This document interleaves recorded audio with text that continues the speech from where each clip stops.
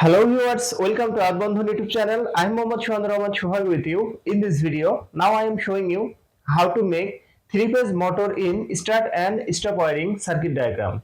If you are new to my channel, please be subscribed and stay with me. Press the bell icon for more my video. If you already subscribed, thank you so much. So viewers, let's start. Motor protector, contactor, motor, single pole circuit breaker, NC switch, NO switch, earthing connection, first phase connection, second phase connection, third phase connection and neutral connection.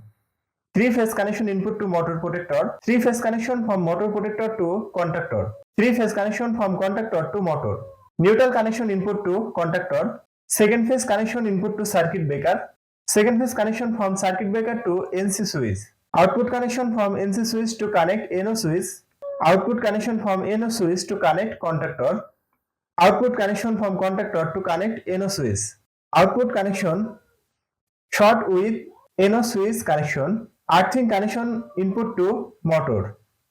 Now this circuit is ready for use. So viewers, that's my video. If you like my video, please like and share my video to your friends. Share my video to your all social media. Thanks for watching my video and thanks for being with me. Thank you so much.